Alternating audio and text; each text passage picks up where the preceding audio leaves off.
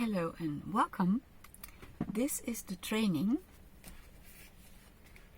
Deprogramming Part 1, Heal Yourself. This is the Dutch cover because the English book I have just translated and it is not printed yet. It actually doesn't have an English cover yet. So you'll have to do with this one and it will look almost the same.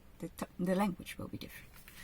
My name is Merel Slotboom and I call myself the kinesiologist on the move because I'm a kinesiologist. I'm a professional kinesiologist and this is my house and my office and my car. I live in a camper van and that's where from I also make my videos. So very welcome to this video. Maybe you have read this book already, and if not, just let yourself be surprised by the video and by all the things I tell you. If after having seen this video you feel you want to have more structure in the information, please read the book. The book is very structured and when I speak it is very much intuitive, so I feel what I need to say in which moment. And for some people that is very nice, and other people really like to have a structured view of a system, because this is a method. The method is called deprogramming. And I'll get into it later. It's a very simple way to heal triggers in your life. So when you see something, when you hear something and you feel, this does something to me, I feel an emotion, I feel angry or I feel sad or I feel blocked, something happens and I cannot explain where it comes from, but it pushes my buttons. And this technique will help you find the trauma under your trigger. And it might be in this life, but it could also come from your ancestors or from other lives or from densities. But I'm going too fast now. I will first tell a little bit about myself because I don't know if you know me. If you do, then you know the story. So you can either skip or say, yeah, I remember you told me that. I'm a Dutch kinesiologist and I started in 2001, it's 2026, so it's 25 years that I'm a kinesiologist, and I've written this book at the end of 2021, so it's a little bit over 4 years that it was written in Dutch, and it has been translated, but I couldn't work with that version. So I've just translated it to English. Because, why? I feel that I'm on the verge of breaking through internationally. And I believe it is important that I have all my material accessible, not only in Dutch, but also in English, because Dutch is a little country and we have 17 million people, but still that's a little group of people in the world and there's many more people speaking English. And I believe that my material is very beautiful and very useful and very practical, and it's my mission to help people heal. And since it is hard for me to balance everybody in my practice, because I also have just 24 hours in a day, doesn't seem to be true, by the way. I hear in my head, that's not true. Part of my mission has become to educate and to teach, to be a trainer. I'm a trainer in Touch for Health, stress release and brain gym, and those are basic courses in kinesiology, and I'm a trainer in my own material. The moment I have written this book in 2021, I had written 6 books. I've now written 14 books. So moving along, and many more to come. I hope, I think. Kinesiology. I'll tell you a little bit what it is. It's an complementary way of looking at health and life. And complementary means it can be used next to other kinds of healing modalities, and it can be used next to what is called Western medicine. And another way of calling it is alternative medicine. Then you say, no, I don't want that, I prefer this, then you choose this. You may choose how you see it. I mostly use this. I hardly ever do Western, unless, for example, probably if I should break a leg, but I broke a leg 2 years ago and I cured it all myself. So I didn't go to the doctors because I didn't want the therapy they were going to offer me. So I did it in the natural way, and it's 98% restored now, so I can walk well and I can bend it well again, and my power is coming back, so I'm very, very happy. And I hope that this winter I'll be skiing again for the first time. So kinesiology is the name kinesis means movement, and ology means the training or the science of. And actually every doctor, every physiotherapist has a course in their curriculum, and that's called kinesiology, because they have to learn what to do with the bones and the joints and the muscles and posture and movement. They use certain tests, but they use them very forcefully to see if something works. There was a group of chiropractors and osteopaths in the 50s of the last century, and they developed applied kinesiology, and they did it because they always work on the spine, so they believe that bodily health comes from an aligned spine, and they found that many of their clients kept coming back with the same complaint and the same vertebrae that was out of balance. And then they started looking at the muscles that were connected to the vertebrae. And when you do that, you can see that when a muscle is more strong on one side and the other is in extension, the vertebrae will move a little because they're not fixed. If this one should be balanced, so more like that, this one will balance out as well. In physiotherapy, people work on the blocked muscle, or the muscle that is very tense. In kinesiology, we work on the weak muscle, because when this one becomes stronger, automatically the other one will let go, and the vertebrae will be in the center again, and you'll have an aligned spine. So many chiropractors started learning this technique, and it was actually for doctors and for chiropractors. It was not for normal people. And then John T came, and he was also a chiropractor, and he said, this is such wonderful material. I believe this should be spread all over the world, and I believe that in every household there should be at least one person who can work with a muscle test and do touch for health, as he called it, a balance to restore the homeostasis between all muscles. And so he did. He made Touch for Health, and he spread it all over the world. You can find it everywhere now. So if you're interested, please follow a course, because I believe muscle testing is such an important way to communicate with the body, mind and soul.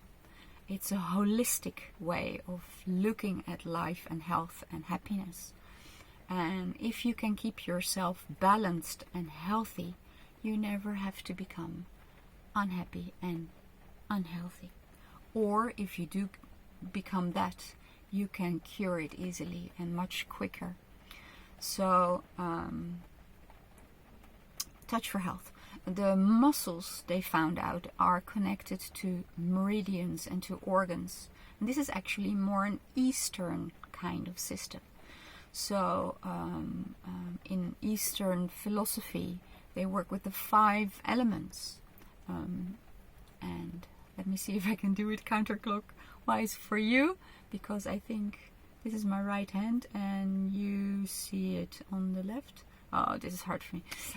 So if I would do it my way, no, I can do it for you. So fire, earth, here is metal, water and wood.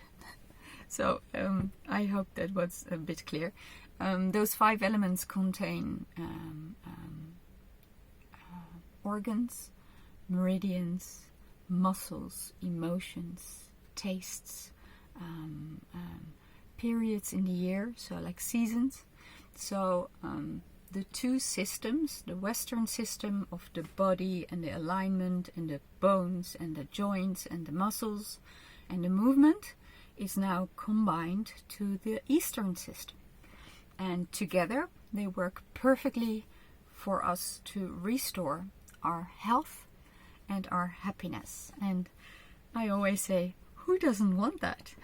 But there are many people that are not doing it, so I guess many people don't want it, or they don't know that they can do this. But you're here, so you're listening, and now you know, and you can never undo what you know. Kinesiology, yes. I became a kinesiologist in 2001. That's when my courses started.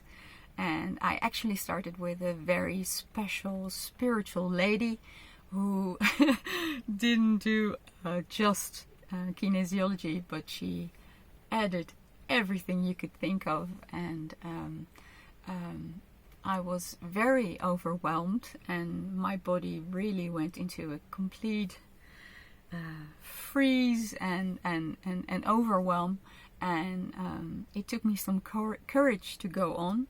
But after that, I never stopped studying kinesiology and working on my health and my happiness, because I now know that if I am the best version of me, my QuantumI, I radiate this light and love, and then I send it to my neighbors and to the nature around me and the animals around me. And my last video I made in 2021, I still was in my bus with my dog, but she died last year, and a friend gave me this. So I have a surrogate dog now that's helping me make this video. I just had to tell you, I think it's too cute. Kinesiology. I started my own practice in 2005. I did my exam of, in the Netherlands we have a school of 4 years. Mine is called Topki, and I finished in 2008. I became international trainer for Touch for Health and Stress Release in 2008. And in 2012 I became a trainer for a brain gym. And since then I have been working with thousands of people and in my practice, and I've been teaching many students, and many of them have become kinesiologists. And you don't have to become a kinesiologist. It's not necessary. But I do believe that it's important that you have tools that can help you to feel good and to get balanced again and to be your best self and to be connected to source and your soul, and to be the light and the love that you are, and that you have full connection to your talents. So deprogramming part 1 is about healing yourself, and this is what this video is about and what you'll be doing the next coming months. If you already have done Touch for Health and Stress Release, or the short trainings that I have made for you especially, you can move to deprogramming part 2, heal others. Because then when you've done the basic work on yourself, you have this layer, this fundament in which you're strong and healthy, and if someone is triggered, you're not going with their triggers. You can stay balanced with yourself, centered. Then you can start working with other people and help them heal. And you do that a long time. And after that, you can come back and do deprogramming part 3, heal your potential. Because I think we underestimate ourselves. I think we have no clue who we are and how potent we are, and the possibilities we have in this life to make it a beautiful life, instead of just getting by or hanging on or just surviving or being sick and ill and down in the gutter. So the whole series is a built-up from an ancient lock and unlocking yourself and taking away all the negative programming you have, to a more modern lock of this age and time and age, to a very futuristic lock that seems very etherical and very energetic, and it's very clear and a see-through lock. So the more you clean up shit, the more transparent you become, the more honest you become, the more loving you become, the more truthful you become. And I believe that's our route in the direction of alignment and being who we really are. I'll just have a little bit of water. Maybe you want some as well. If you don't have water, just pause for a moment and get some, because we'll be needing it. I'll tell you a little bit about programming, because we are going to deprogram. I told you your program is full of shit, and that's a bold thing to say. There are some good things in your program as well, but many things are really untrue if you think about them in a conscious way. So I will first tell you how I see life, and maybe that's a bit shocking to you and you see it differently, but just bear with me. I think we are not just human. I think we are actually much more energy. I believe we are the soul, the oversoul, and above it, Christ consciousness, Father God, Mother God. That's the way I look at it. Of course, there are many ways of looking at it, but I think we are mostly etherical, and just a little part seems to be dense or seems to be material. When I test, I'm much less than 1% physical. So I'm over 99% etherical or energetical. that's why I also made this method. Western medicine only works with the body, and it leaves energy and God and the universe out of it. Meanwhile, I believe if you work with the energy, this is the result. It's like the programmer of a computer does things behind the scenes, and then you get a screen and it shows what is done on the backside. And that's why I like to work on the backside, and then the screen changes. So I hope that is clear to you. And I also think that if the energy changes, or the feelings change, or the beliefs change, the life or the material changes. That's why I made this series. It's a series. This method. When we are young, when we are actually from conception, being in the belly, birth, and the first 7 years, we are so easily programmable. Our mother, our father, our siblings, our grandparents, they have a lot of effect on who we are, how we think, how we speak, how we move, the way we do things, the things we believe. Of course, there are important things like, you know that when you go to the toilet, you have to wipe your butt, and afterwards you have to wash your hands. And you learn how to eat with a fork and a knife. And you learn how to say thank you when someone has given something to you. So there are some very useful things.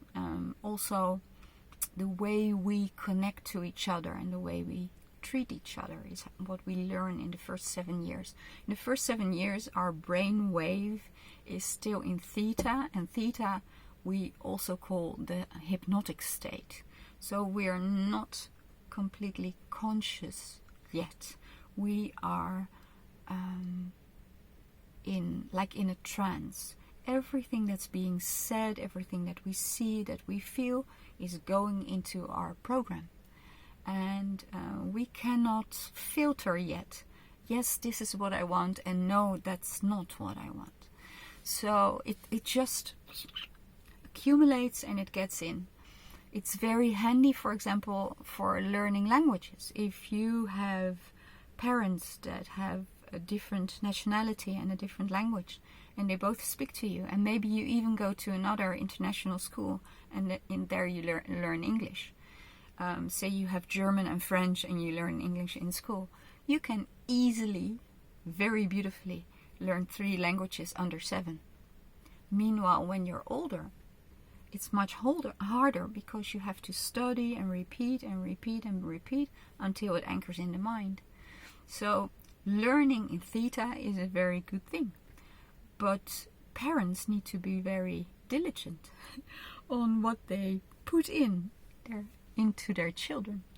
And most parents are not. So most grown-ups are discovering that they have things in their programs that they do not agree upon. Now they have grown up and they can think for themselves.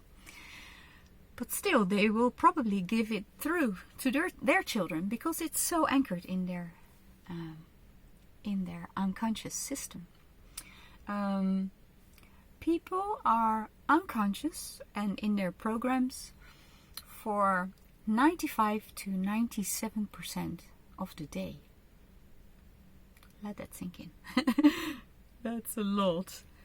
So they're actually conscious for 3 to 5%.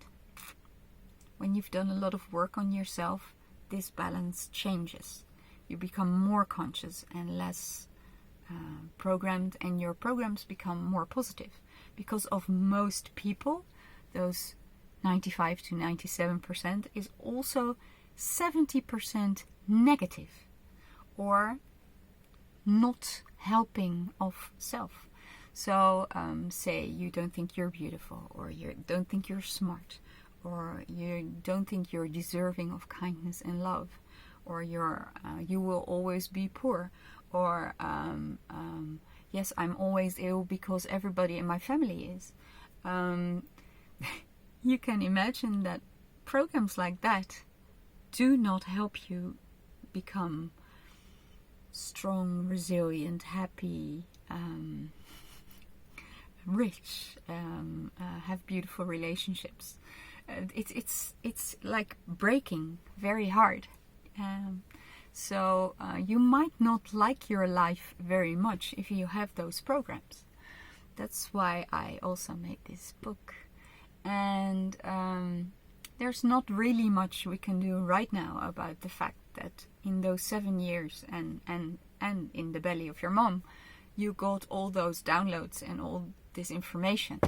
But you're a grown-up now, and if you don't like your life, you might want to have a little look at your unconscious programming and find out what are your beliefs. And there's something more I need to tell you. The conscious mind works top down, so it's from the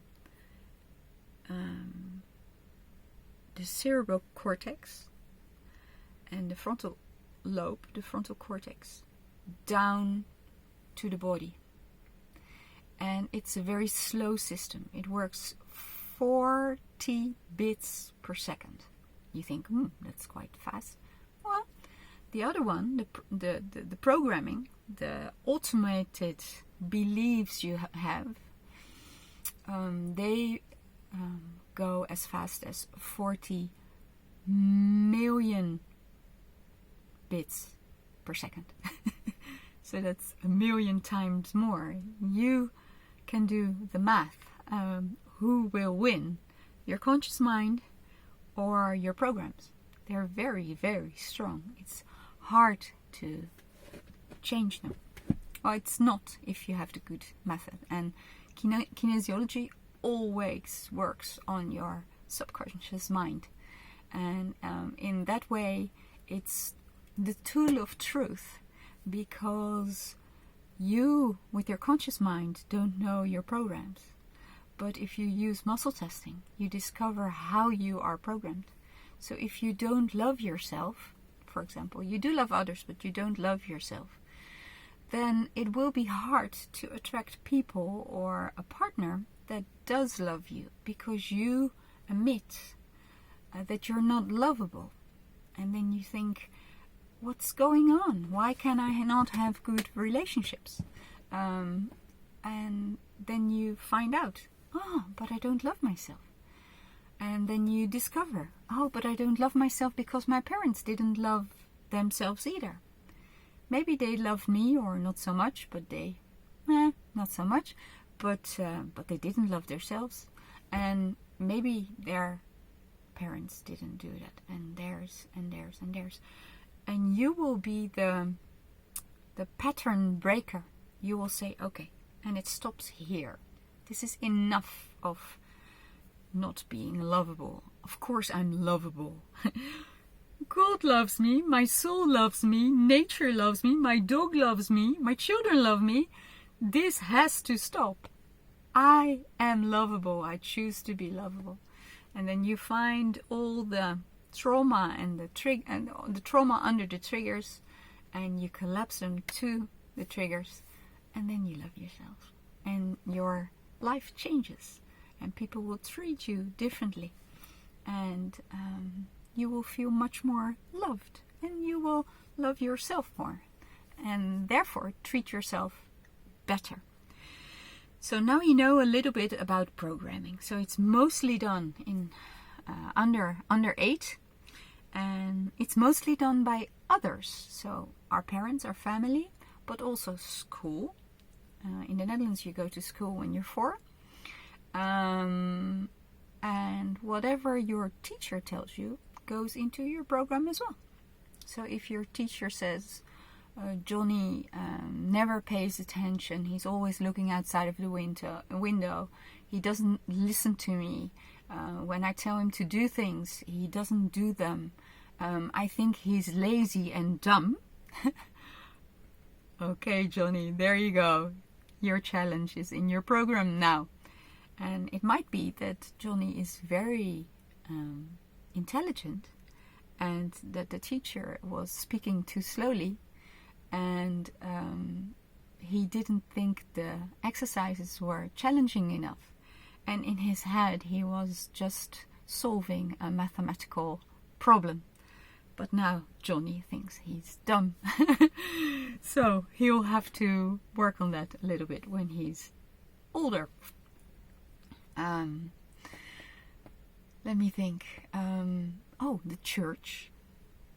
Yes, if you go to church every week and you hear the priest or the pastor say things repeatedly, there's always the same prayers, and there's the ending with Amen at the end, which if you study a little bit you will never say again. If you have questions about it, please let me know in the Facebook group, because we will be having a Facebook group for this book and the video. You learn things in church. I've been to a wedding in Italy, and they say many times mea culpa, mea grandissima culpa. And this means it is my fault. I am guilty. I've done wrong. I'm a sinner. My very big fault. Imagine if this is being put upon you from early age. You start believing that something has gone wrong with you, that there's a fault in you, that you cannot do right, that you are guilty. That's not a nice program to come from. It's a very low frequency. If you think of your country, or you think of your culture, they all have influenced you. So I'm from the Netherlands, as I told you. So we, for example, have a feast on the 5th of December, and it's called Sinterklaas. And it's a feast of this priest-like man with a red robe, and he has this fish-like hat on with a big yellow cross, and he has this thick book, and he knows everything about everyone. So if you have been naughty that year, he knows, and you will not get sweets and you will not get presents. But if you have been a good boy or girl, then you do get presents. And he's not alone. He comes with his Pieten, and Pieten are helpers, and they have a black face, or at least when I was young. Now they are debating if Pieten can still be black or not, but they were people from Africa. They were Arabs, and they were helping Sinterklaas, who rides a white horse, who walks on the roofs of the houses, and who has many gifts. The Pieten, they carry that in a big bag on their backs, and they go through the chimney. That makes them a little bit more black as well. Through the chimney, and they put the presents into the shoes of the children that are standing by the chimney. You can imagine that I believed this. I would put my shoe there with the carrot for the horse and some hay, and we would be in our pajamas. I have two little sisters, with our hair wet in a braided, and we would be singing there in front of our chimney, and we would be singing Sinterklaasliedjes, songs of Sinterklaas. And we were completely programmed that the man existed. What we didn't know, of course, that he doesn't really exist, that it's all a story, that our parents go with in this story, and they tell us this, or in the school it's being told. You can even go to the place in November where the boat, because he comes with a steamboat from Spain, that's why he has the helpers from Morocco. And you can even see the man come in, and we would all be singing, and I would always be crying because of all the emotions. But then at a certain age, I was the eldest in the I'm the eldest in the family. You are being told, or you get to understand that actually the ones buying the presents and making them beautiful and putting them in your shoes are your parents. So that's a very big, and that's about when you're 7 or 8. So that's when you go from the dream state or the hypnotical state. Then you go to the waking up state, in a way. You become more conscious, and you start wondering, why can I not play on the roof? Because it's not good for the roof, but Sinterklaas can walk on the roof with a big horse and all those helpers. That is strange. And why are the gifts sometimes near the chimney and sometimes in another room? And why do the dogs not bark when Sinterklaas is on the roof? So you get all these questions, and you start asking your parents, and they have to come up with very good stories, and there comes a time that they cannot anymore, and then they'll tell you that it was actually them, but it's a secret you have to keep still because your sisters still believe in it, and you don't want to ruin it for them. So now you have all this information, and you cannot talk about it with anybody because otherwise you're guilty of ruining it for your sister. Can you imagine what a story like that does to you and to a child and to faith? So this was just an example. Now you know what we do in the Netherlands on the 5th of December. And the 6th he goes back, by the way. So then it's over. And we now have, because of our connections to America, but we didn't really have a Santa. But you see there's an overlap in the two stories. It's a little bit similar. What I want to tell you about it is it's a program, but it forms us, and we start believing in being good and evil, and being punished and being rewarded. And this is a mechanism that is being used very much in this society. And when you get to unravel what's underneath and heal the patterns and the trauma underneath, you are not so susceptible anymore to this pressure. And you can live your own truth. And you go from being a group animal, like sheep, for example, a group animal. When one goes left, they all go left, and one goes right, they all go right. You become more like, I don't know if a lion is a good example, but it's very often used, the sheep and the lion, or the wolf. But wolves are very much group animals as well. I don't know if lion is a good idea, but like a lone wolf, or like someone that can think and feel and decide for him or herself. What then happens is that you become kind of a outcast, because you have other thoughts about things. You go your own way.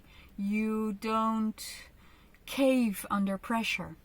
You become more authentically you. You start liking who you are. You stop adapting to what other people want you to be, because that fits their narrative better. So when you step out of all the programming of your family, of your school, of your village, of your church, of your country, of your culture, then you become authentically you, and you start aligning with your soul and your oversoul and the divine part of you, and you actually are being fueled with thoughts, ideas. You're being guided on your path, on your best path. I have this mantra that also helps very much living in a car. I'm in the best place, in the best company. And very often being in the best company means that I'm alone with me, with my soul, my oversoul, and my divinity. And I had to get used to that. I really like connecting to people, and I love talking and listening and exchanging things. And in the beginning it was very hard for me to be alone. I was very sad, and I had this fear of being abandoned. Maybe we can later on I'll write it down, abandoned.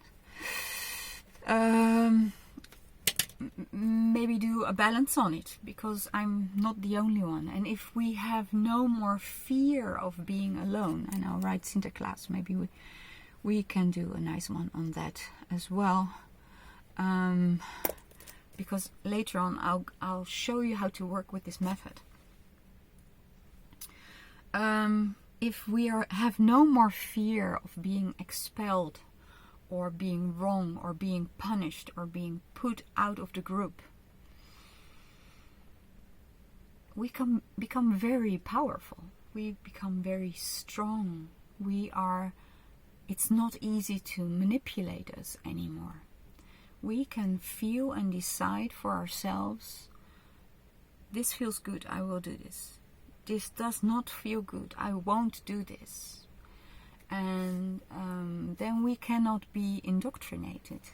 And I believe in this day and age, it's a very good idea to be able to think for yourself, and not as a sheep be brought to the slaughter. So I will try to keep it light here, but I think by doing this program,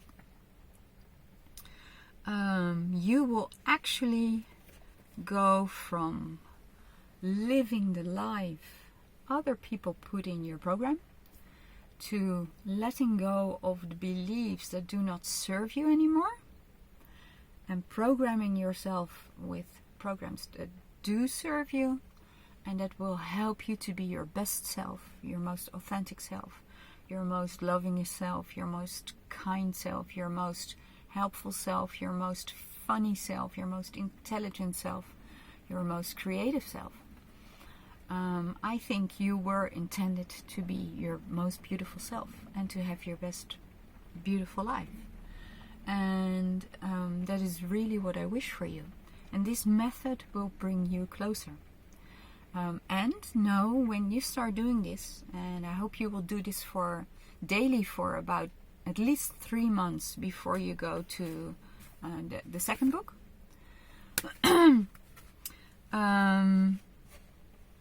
You will have changes in your life.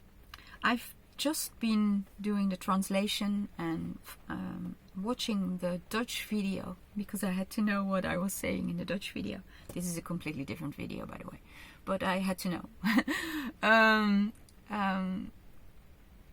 Just by doing this 4 days, and I work with this daily for myself and my clients, but just by being immersed in this energy for 4 days, big changes happened. Yesterday I heard from my 2 sisters that they don't want to be in a group app with me anymore, and it made me so sad. I had to cry. And I'm 57.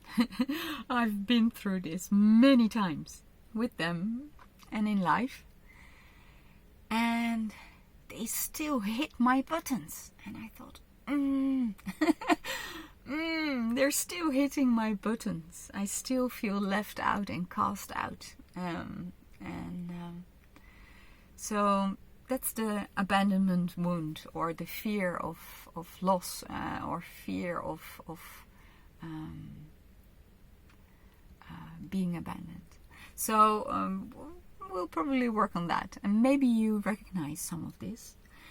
So that's what I mean to tell you. When you start working on this material, things will change in your life, because your vibration changes, and everything is vibration. So if you change, your waves, your ripples will be different, and they will be received differently by other people, and they will react differently. So in some situations they'll be nicer and kinder, and you'll have more fun, and everything will be better. And in other situations, people will just be removed from your life, because there is no match, there is no frequency matching. That's, by the way, what we do in kinesiology. So the muscle testing we use to find imbalances, and we use to find the cause, the root cause, and we use it to find the correction. And then we use it again to see if under the trigger, the imbalance, there are more trauma underneath. And if they're not, we're done, and otherwise we do more corrections. So it's a very practical way of working. It's always custom made. Everybody gets another kind of balance. For part 1, we will do everything intuitively, so you don't have to be able to muscle test yet. If you want to go to part 2 and work deeper and more precisely on yourself, and start working with other people as well, maybe your children, or maybe your co-workers in your company, then you need to be able to muscle test and do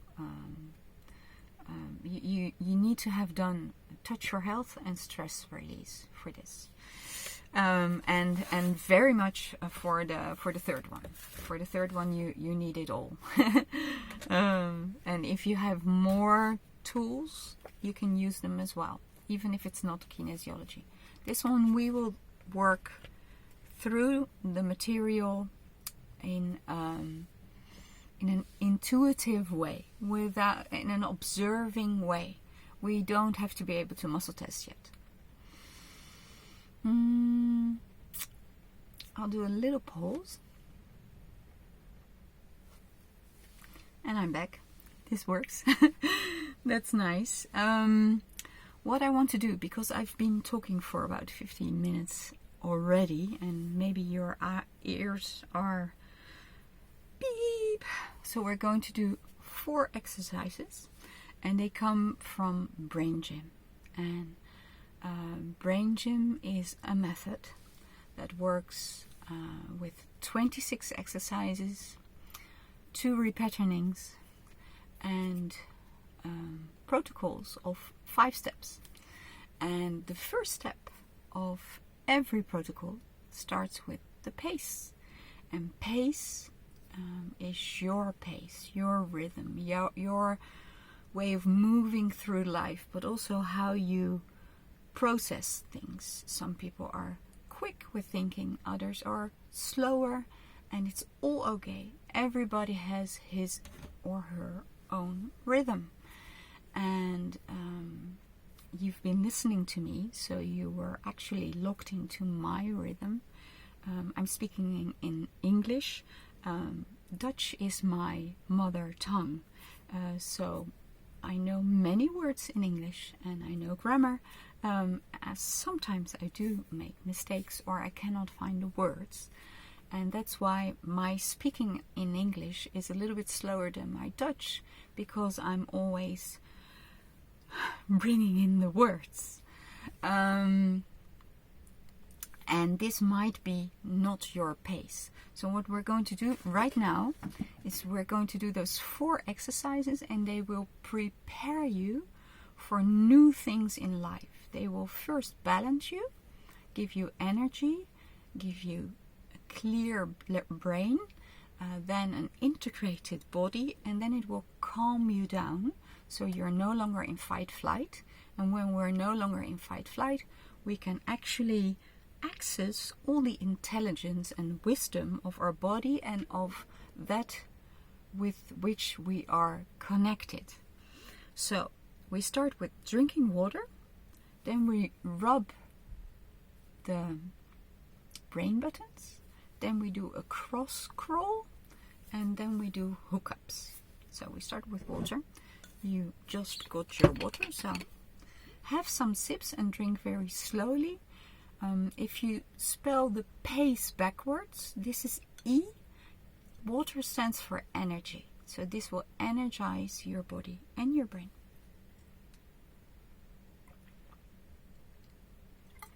Drink it slowly, because then the body thinks that you are safe. When you drink it very quickly, it feels like you're in survival. Now here are 2 dents, and they're below the collarbones, and those dents are the end points of the kidney meridian.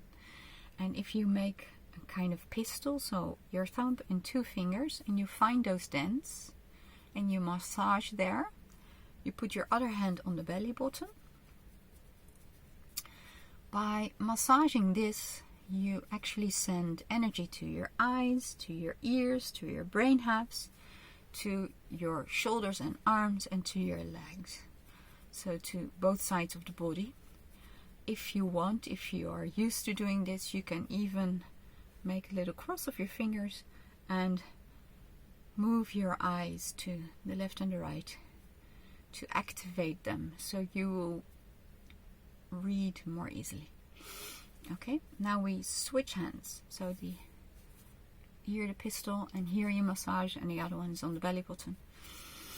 And also here you can do the tracking, it's called. This will give energy to the muscles in your eyes, and it will be easier to read. Very good. Now we're going to march. I'm sitting, and I'll stay seated, but you can stand up if you like. And it looks like a bit like this, and I'm marching also with my legs. And it's important that there's a rotation in the shoulders and in the hips. So you activate the muscles, the joints, the bones, and the proprioceptors. So the nerve cells in all the joints that can feel that you're moving. And as you're doing this, you can make it a little bit more like a workout. So you can do a crunch and really go deep and lift your knees high and bring your body really down. This way you will also make your abdominals stronger. Okay, very good. You also feel that your heart rate went up and you're breathing faster now. And now we go into the hookups. So we make our arms long, we cross our hands, we put our hand palms together, fingers in each other, pull it in. I have the left hand in front, so I'll put my right foot in front of the left foot. Okay, and this could be done standing if your sense of equilibrium is good. If it's not, please sit down. This is a training to feel better, not to break your legs. So sit down if your balance is not good. We're going to breathe in through the nose. And while we do that, we have the tip of our tongue to our palate. And when we breathe out, we breathe through the mouth and we have the tongue low.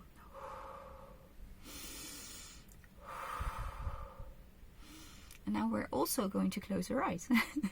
So breathe with me.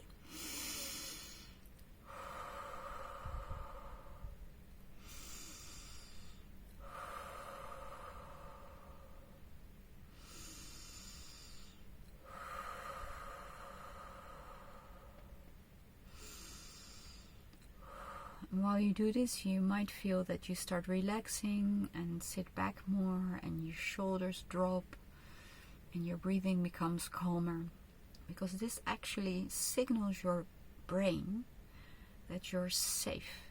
Because if you were not safe and there was a saber-toothed tiger, this is a very strange way to be sitting. So you're actually telling your brain, I'm safe. So you can relax and stop making those fight-flight hormones. We're safe now. Then you open your eyes. You put your fingertips together and put your feet flat on the ground, apart. And you look around you and have a little look where you have landed, where you have where you find your body, in what environment. Can you watch far? I'm at the end of the land, and after this there's Atlantic Ocean.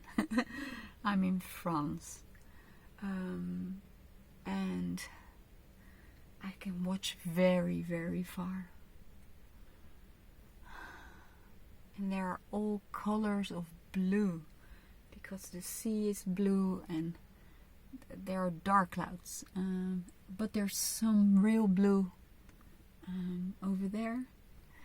And I love blue. So ooh, this was the pace.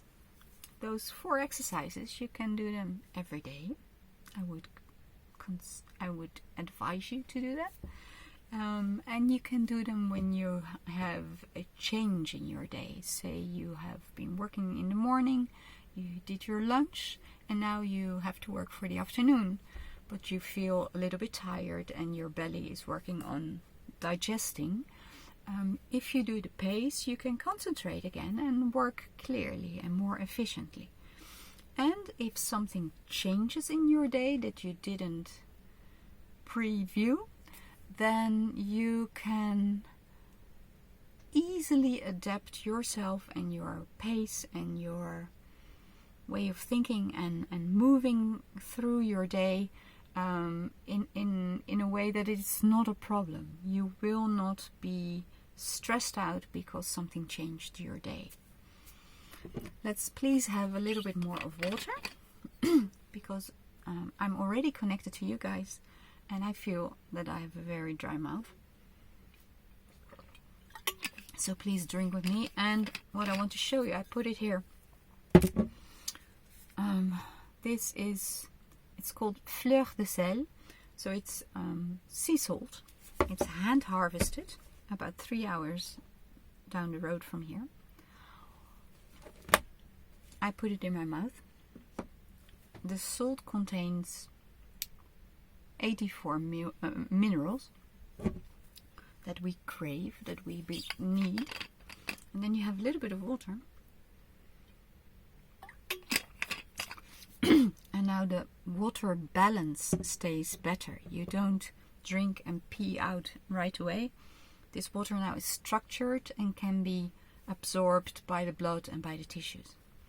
So I myself use this about 3 to 5 times in the winter and 3 to 8 times in the summer, because then I am warm and then I sweat more. And I use it in my food, on my food. So I don't cook with kitchen salt anymore because it's just sodium chloride. And so that's 2 minerals and magnesium to keep it dry. And I prefer this. So wherever you are in the world, see if you can get real sea salt. Sometimes they call it Celtic sea salt, but it's actually here from the Atlantic Ocean. We did the pace. I want to tell you a moment why I got to writing this book and making this video, this series, this method. When I drive, I'm actually from the Netherlands, but I drive between Sweden, the Netherlands, and Bretagne, here in Brittany, here in France. And it's a 12-hour drive from Sweden to the Netherlands, and from the Netherlands to Bretagne is also 12 hours. So I make a nice long day, and mostly I'm quiet, and I have all these questions, and I keep asking them to my spirit team, and I get those answers and downloads, and very often from that comes a book. And sometimes I listen to podcasts. And in this particular case, in December 2021, I was listening to 2 different podcasts. One is called The Truman Show with Jorn Luca, and he's a Dutchman, and he's very critical, and he has all these guests coming in who have another view on life than mainstream thought. And there was this man, and he's called Maarten Overseer. He's a Dutch man, and he's a regression therapist.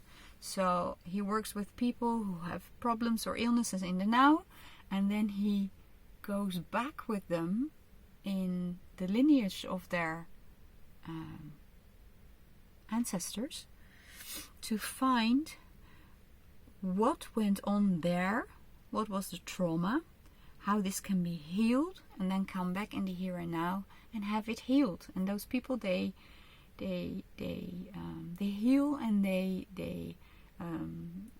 become healthy again. So they lose their illnesses and they become happier again. And I was listening to it, and he's very successful. He has been doing this for a long time. But in kinesiology, we do this all the time. And I thought, he only goes backwards. He only goes back in time. How about going forward?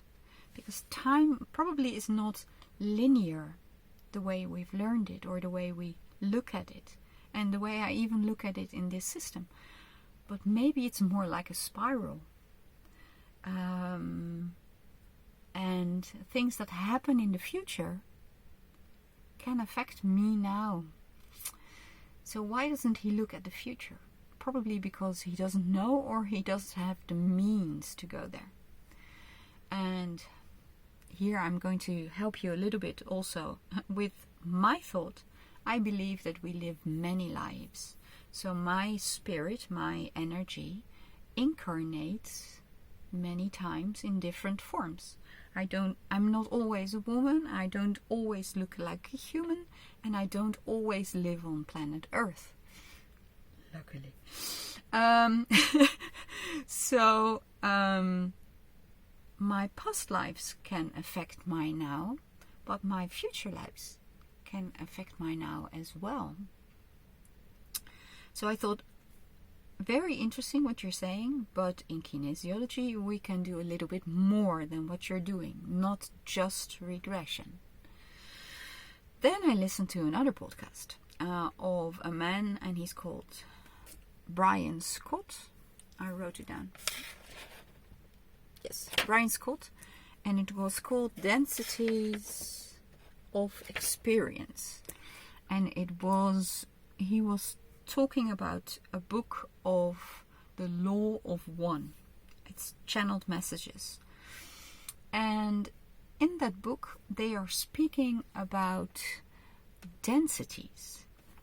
I must tell you first, if you listen to, not mainstream, but to a group of spiritual people that are saying that the light on earth is becoming bigger, and that we are in end times, and that soon the light will win, and that the darkness will fade away or stay in 3D, and we are moving to 4D and 5D. I always thought they were talking about dimensions, and I think they are. But dimensions are very hard to grasp. In Brain Gym 101, we work with 3 dimensions. We work with left, right, up, down, and front, back. So I think that's 3D. And they say 4D adds time. But it gets very hard to grasp with the human mind that is stuck in 3D.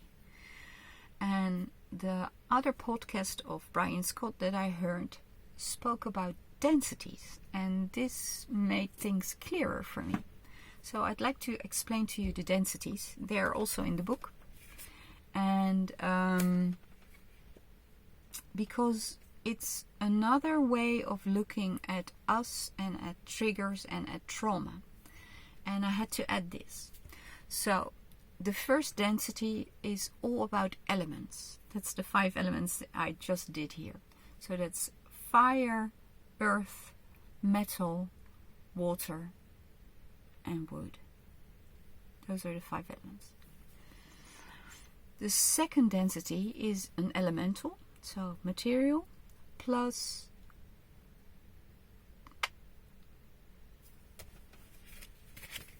I start doubting myself.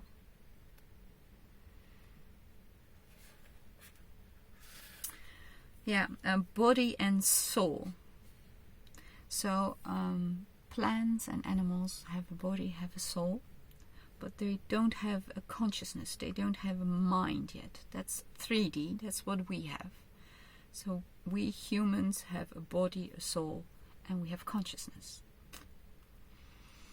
And in 3D, you choose if you do the path of service to self or service to other self.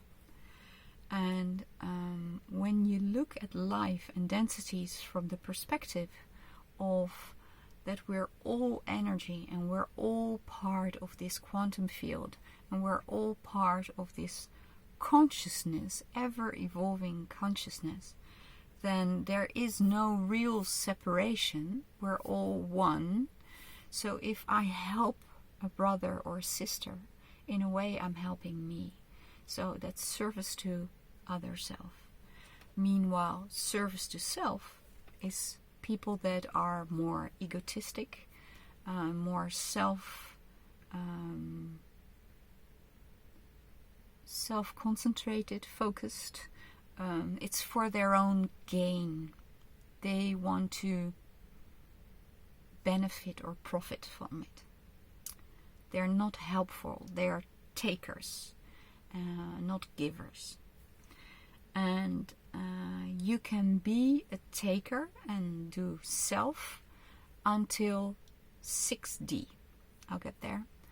And service to other self is till the level of 7D, which is divine. So service to self cannot grow further than the number 6. 6 is the number of humanity, the highest point of humanity, and 666 is the number used for the devil. Meanwhile, 7 is the number used for divinity. So we were at 3D, then you go to 4D, so you can also follow the chakras.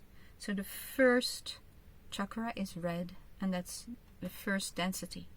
And the second chakra is orange, and that's the second density. And the third chakra is yellow, and that's the third density. That's where we are in. And the third density is looking towards love, and love is the fourth chakra, and it's the height of the ground of the heart, and it's green, the color green. When you're in the fourth density, you are looking towards the fifth, and the fifth is about wisdom and speaking your truth, and it's the color blue. And from here we look at the sixth density, which is connected to the pineal gland and the third eye, and it's indigo, and it's about oneness.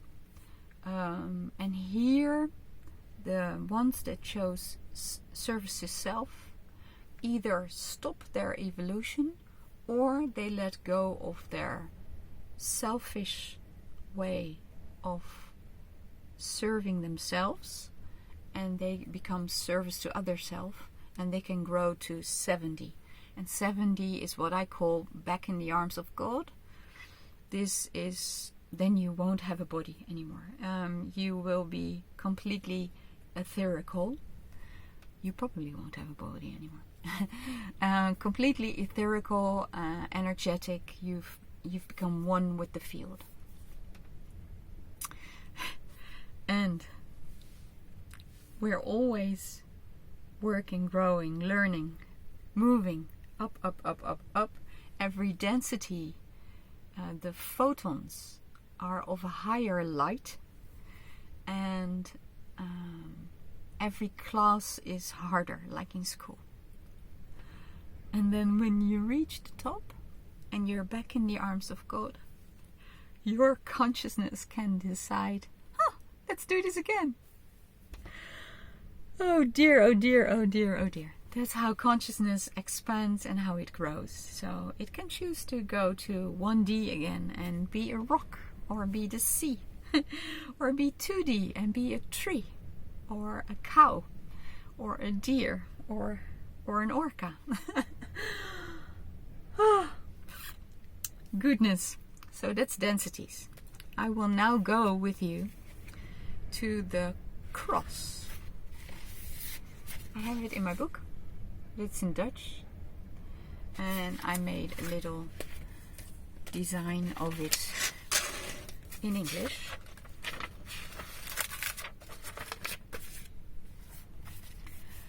And you can make a little paper and do this for yourself as well. So it's a cross, and in the center we have the now, and here we have the densities. So 1, 2, 3, 4, 5, 6, 7. And if you go to the left, we have generations backwards. And for me, the upper line is in the mother lineage, and the lower line is in the father lineage. And on the other side of now, we also have generations, but it's generations forward. I have 3 children, so I have 1, 2, 3. So if I need to go 2 generations forward, I always test, is it from my first child, my second, or my third? And then for them, is it for their first, second, third child? And is it a boy or a girl? They have no children yet, so I don't know. But we'll see. We'll see how it turns out. And underneath, I've written lives. Here, the upper part is lives forward, and the lower part is lives backwards. You see there's arrows. And I work with this all the time. I don't need the paper anymore because I've memorized it. It's in my system. But since you are learning, I will work with it and I will tell you about it. Let me see. I think I start with the Sinterklaas story and the big, big trauma of Sinterklaas. So we are just going to feel right now. We're not going to test. I will work with you and with myself on the moment that I see Sinterklaas coming in with the boat, and he comes off the boat with all his helpers, always Peter. And there's always a fanfare, so there's like a band with a lot of brass, and they're playing Sinterklaas songs, and the sound is very loud. And of course the songs we know, so all the people that are standing on the quay are singing these songs.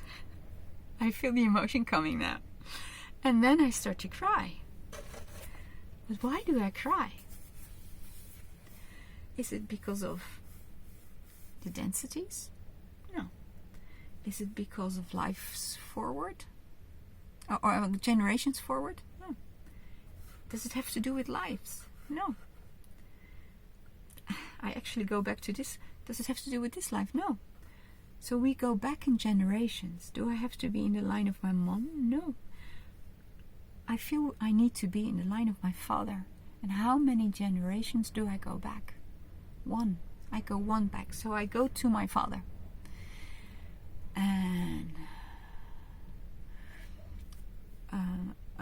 an image that comes to me right now. My father was born in 1940. So that was the beginning of the war, Second World War.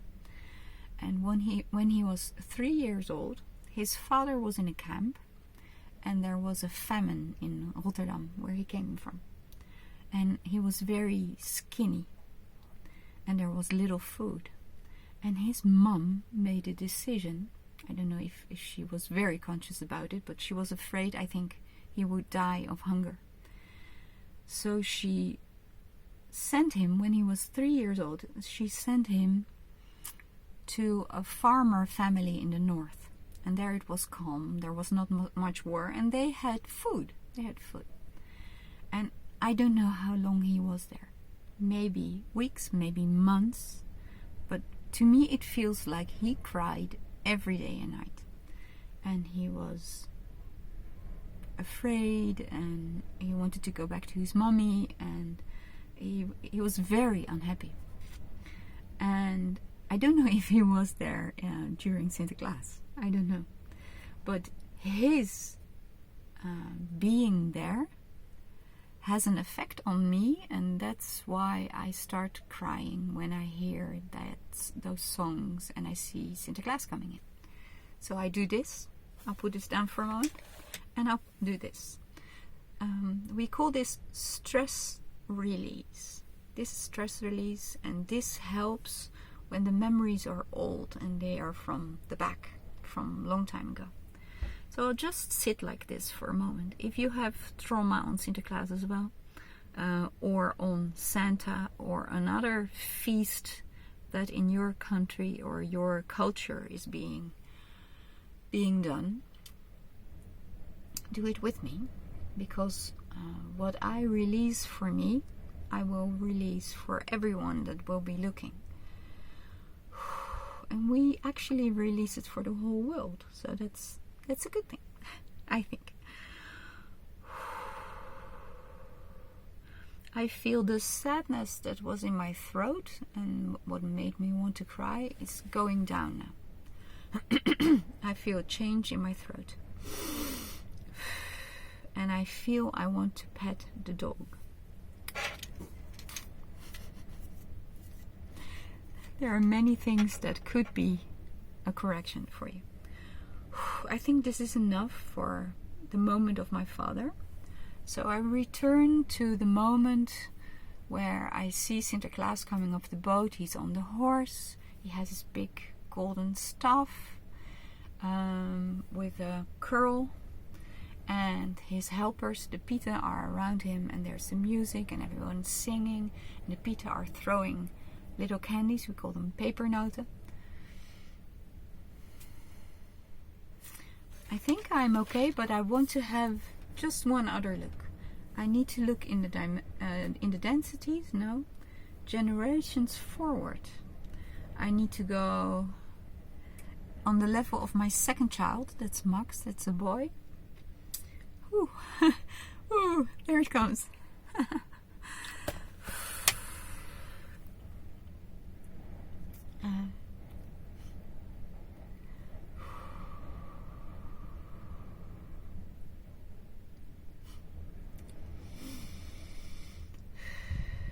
When Max was born, he's part of twins. He's with his sister Eva, and she was the firstborn, and she was beautifully almost 3 kilos, and she was healthy, and she was doing fantastically. And he was very little. He was 2 kilos, and the staff in the hospital had been pushing on my belly so hard to get him out that he had pneumothorax, so that's he had air on the wrong side of the sheath in his lungs, and he was very little, so they put him on intensive care. And I could not go to him. I was in the bed. I could not walk. And my husband had been to him, and he had a Polaroid photo, and it was tiniest little baby with a cap on, and he had a string from his nose because they fed him like that. And my husband said he's not zielig, he's not pitiful, he's actually very strong. He's little, but he's very strong. And I could only see this picture, and I thought, oh, my little boy. Oh boy, oh boy. So that image, that was in the future for me when I was a little girl, because I didn't know I was going to be a mom, and I didn't know he was going to be my son, and I didn't know I was going to have twins, and I didn't know this situation would happen, or that I would ever see this picture. That situation affected something in me that made me emotional. I think it's okay now. I feel calmer. I still look a bit sad, but I think I feel calmer now. And I can go back to the moment that I was a little girl and I saw Sinterklaas coming off the boat on his horse with his stuff, with his pieten around him, and there were the paper notes and there was the music. And now I'm calm. I don't have to cry. You see the difference? Sometimes I ask people when they do this protocol to, when they feel triggered, make a picture of themselves, because then you see what you look like. You always feel what you look like, but you don't see it. Other people see the difference. And then you go through the protocol, you go through the deprogramming cross, and afterwards you make another picture and you look again what you look like, and you put the two together, and you see the differences. You see what has changed in you. So this was very beautiful. I was going to say we were going to look at abandonment as well, because I told you I was translating the book, and after 3-4 days my sister said, I don't want to be in the family app anymore, the one with Merel in it. They have many more apps together, but I'm not in it. And I felt sad, and I felt cast out, and I felt not loved. The interesting thing is that because I don't feel the trigger now, maybe with the Sinterklaas thing I managed to get rid of this as well. Oh, there's still a little something. So I'll start looking again in the densities. I need to be working in the densities. Yes. So I go to 2D. Did you see what I did? I just went with my fingers over it and it stopped at 2D. This is a way of muscle testing. We have sensors in our skin, and when it's not that, it will just flow over it. But when you go over where you need to be, your finger stops. So this is a way of muscle testing. 2D. So 2D is a physical body, and it is a soul. No mind or consciousness yet. So this is animal life or plant life. I need to go to animal life because I feel sad. Oh dear. Guys. I'm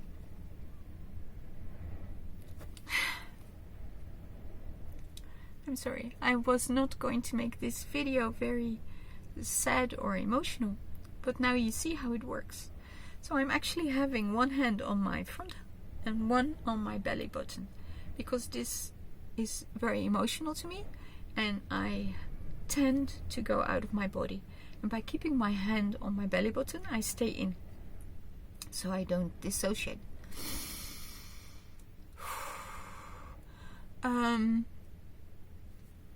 2D animals.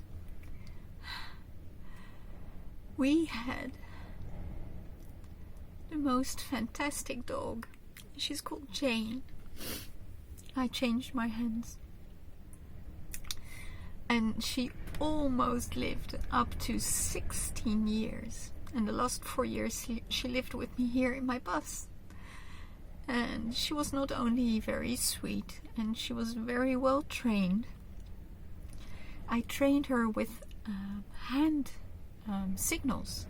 So I would say sit, she would sit, and lie down, and stay. And the last 2 years she was deaf, so she could not hear me anymore. But she would still listen to this. Very fantastic. If you ever have a dog, you might want to do that. I even wrote a book about her. It's called Who's the Boss? It's about owners and dogs. And this was actually the third time that Jane's soul was a dog in my life. She has also been Ike, and she has also been Kiko. So I'm very well pleased, and this little doggy is with me all the time, because when Jane, her soul, is ready for another session on planet Earth with me, she will find a nest where she can be born. And I think she's actually going to look a little bit like this one. She was brown in the other life, but she looked like a beagle. But she might be black and white in the new life, so we'll see. I don't think she's born yet. She'll be born in May, I think, this year. And the month before she died, she was in heat. And when she was in heat, she really wanted to run and go outside. And I made an error. I opened the door already for her. It was here in France, in Brittany, in Le Conquet. And I had not yet gotten my keys and her leash. So I opened the door, she jumped out, and she started running. And there's a park there, big park. And so I grabbed my keys and I grabbed the leash and I threw the door and I locked the door and I started running after her. But the park is in a descent. And she was running. And I was running after her and I was calling her name. But she had been deaf for 2 years, so that was kind of silly of me. But at the end of that road, or that walkway in the park, it actually goes to the road with the cars. So I was so afraid that she would get herself killed under a car. And of course she didn't do that. She's a very intelligent dog. So at the end of the descending path, she just turned right like we always did. And she started walking up again, because that was our round. We always used to do that. And when I saw she was doing that, I could cut the grass and wait for her and put her the leash on. And she just looked at me and waggled her tail and was just happy to see me, not knowing that I had been in so much stress. So we were reunited again. And then after that, there was a month where she was actually dying. And I kept on checking with her. Do you want to go to a vet? Do you want to get an injection so you die quickly? Are you in pain? Is there anything I can do? So I did many kinesiology balances on her. And she wanted to die naturally. And it took her a month. I actually buried her here close by.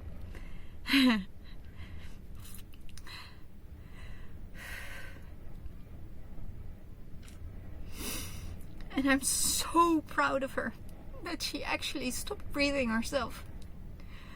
And what I remembered is when she had stopped breathing, her little tongue was out. And what I had never seen during the 16 years is that the shape of her tongue was the form of a heart.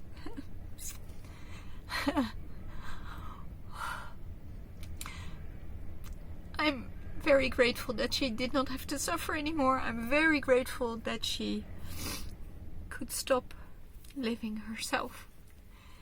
And I do not miss her every day. And I know she's recovering in heaven. And that she'll be back. But I do miss her. So, and she didn't abandon me. She's there. And I can contact her. Oh, God. All this crying. But I'm showing you that the trigger of my sisters leaving the family group in which I am activated my abandonment wound. And it had to do with Sinterklaas. And it had to do with my father feeling abandoned. And it had to do with me as a mom, that I could not take care of my little son. And maybe he felt abandoned as well, being there alone in a crib. Not with me and not with his sister. So I guess I picked up that. And now I look in 2D and I look at Jane. And I don't know if she ever felt abandoned. Oh, yes. Oh, a little bit more. She ever maybe felt abandoned by me. When I started living in my bus, I left Jane with my ex-husband and my children. And it took about 1.5 years before she started living with me again. And I can imagine she felt abandoned by me that time. Sorry, Jane, forgive me.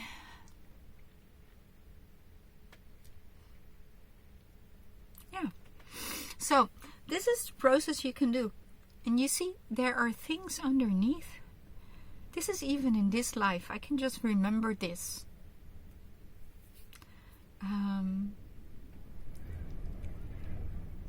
And it does a lot to you. If you're able to connect the dots, the emotions, the trauma, the disbalances, they all fall together. And I think my fear of abandonment is much less now than it was just before. So this is how you can work with it. You actually got to see life, true emotions. This is how it works. So sometimes you cry. But sometimes you don't.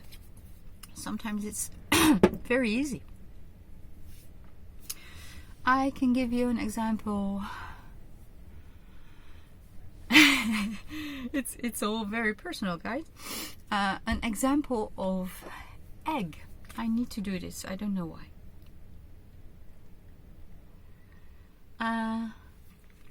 Egg. My youngest son, Niels, has an allergy for eggs. And of course, in Kinesiology, with all I know, I have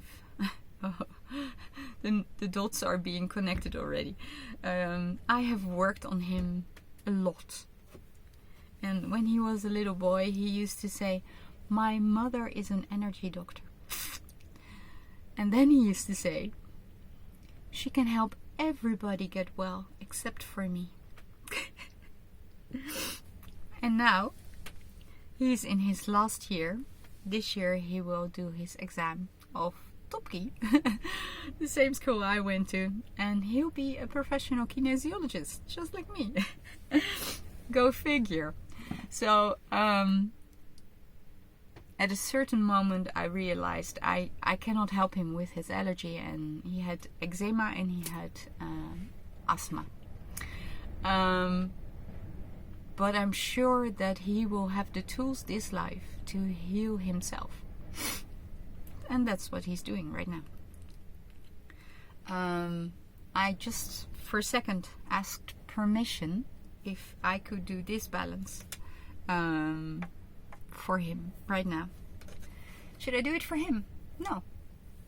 I do it for me. Okay, that's interesting. Then I'll keep it with me. It's more pure. because he's not here and he cannot say anything about it, and maybe he doesn't want to work on it. But he has some allergies, and one of them is an egg allergy. So he cannot eat eggs. Now that he's a grown man, he said, "Mom, I think it's a good idea that I have an egg allergy." And I said, "Why? Eggs are very good and very nutritious, and he's very strong, so eggs are very good protein." And he said, "Well, Mom, I love sweets so much. If I would have been able to eat egg, I would probably not be in this fantastic shape that I'm now, but I would have been chubby because I would have been eating a lot of sweets." I don't know if that would have been true, but that's one way to explain it. I know my mom can eat eggs, and she can have one and then really dislike the idea of having a second. So that's not really an allergy, it's more like an intolerance. And I really only eat biological or organic eggs. I think a lot is being done to our chickens at this moment, and I don't want any of the injections they get.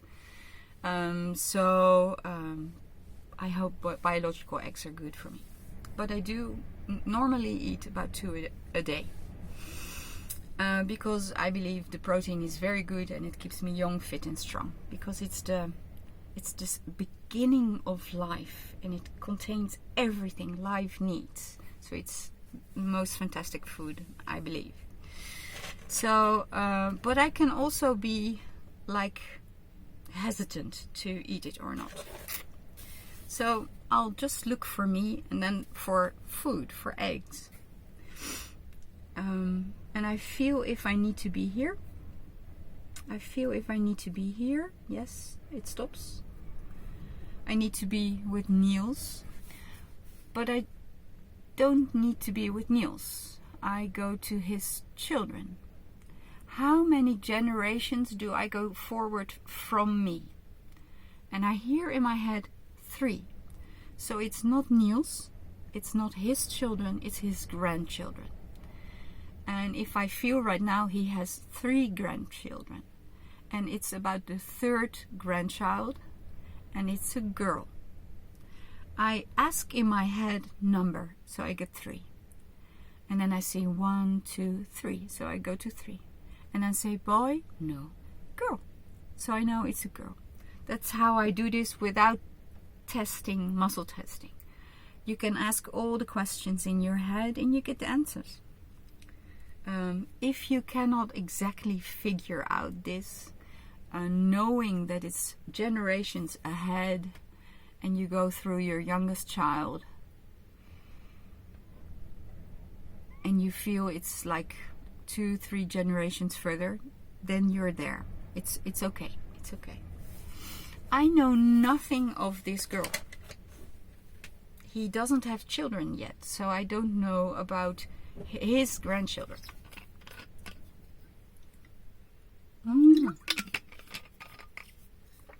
I do know something about that girl. Okay, to confuse you guys a lot, I will just sit like this. I believe that we have a body, but we're not the body. Most of us have a soul having an experience in a body. Souls have an oversoul. It's like an umbrella. It's a bigger energetic force, more potent, more intelligent, closer to God. And it goes out in all those souls. And those souls go into bodies. Okay. Niels, his soul, has the same oversoul as I have. I don't have a soul anymore. It got broken. My heart got broken. And I wrote a book about it. It's called The 13 Souls. So Niels and I are soul mates. Jane, the dog, and I are soulmates. Jane was in 2D because she was elemental and she was a soul. In 3 generations, so Niels, his children, their children, Jane will have evolved as a soul. And her soul will be the young girl. So I do know about the young girl, the 3rd grandchild of Niels. I don't know what is the correlation here to eggs. When I made eggs here in the bus, I would always give egg also to Jane. So she liked it, she loved it, she ate it. And we would get chicken from the market, so a grilled chicken, and she would be sitting there like this. Because she didn't hear, but there was nothing wrong with her nose. And I would work the chicken and get the meat out and eat myself and put in her cup. So we would eat chicken together. I don't know what is the correlation. But now that I balance this, and we were talking about egg, maybe the girl has an egg allergy, I don't know. Or maybe something happened to her egg when she was in conception. Or something else, I really don't know. But now this gets balanced. And I think it might get even the egg allergy for Niels balanced. So we go back to the now. I've done the correction here. We go back to the now. And do I feel I need to do anything more? Yeah, I need to go back. In my father's line, in my mother's line. And I go back 1, 2, 3, 4, 5, 6, 7, 8, 9, 10 generations. And it's about a man, it's about a woman. So I go back in generations, and I go back in my mom's line, and it's 10 generations back, and it's a woman. And I start burping.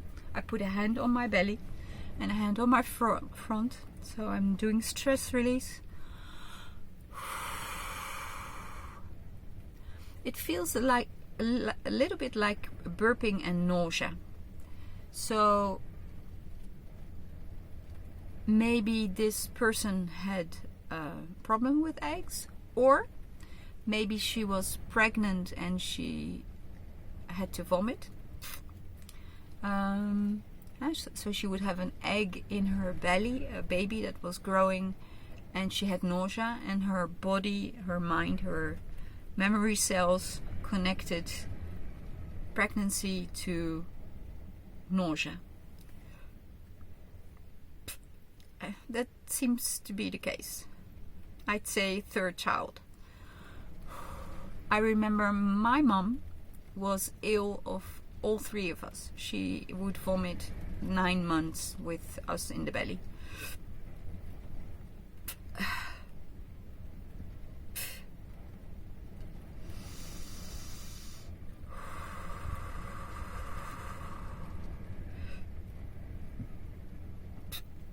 Okay. I think one more burp and then we're done.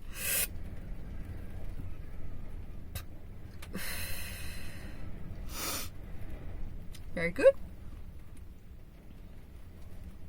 Well done. So 10 generations back in my mom's line, and we had to be with a woman. Feels okay now.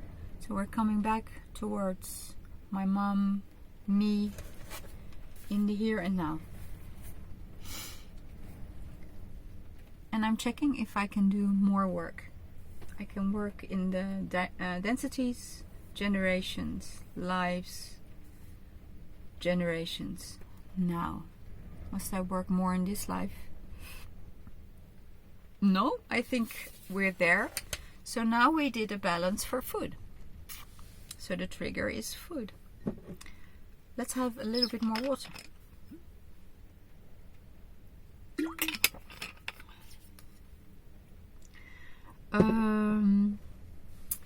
Let's work on a trigger, an emotion. We go to another balance.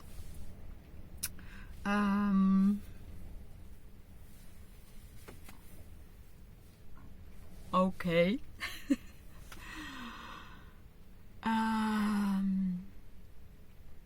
It's also from my life, so you're getting a nice view of me.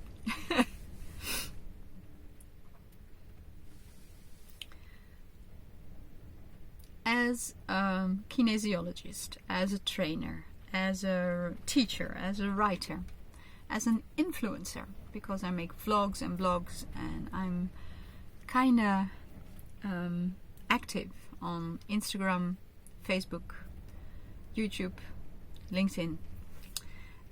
If you're on any of the platforms, look me up and follow me. I normally post about 3 to 4 times a week, and it's all about health and happiness and what you can do to feel better.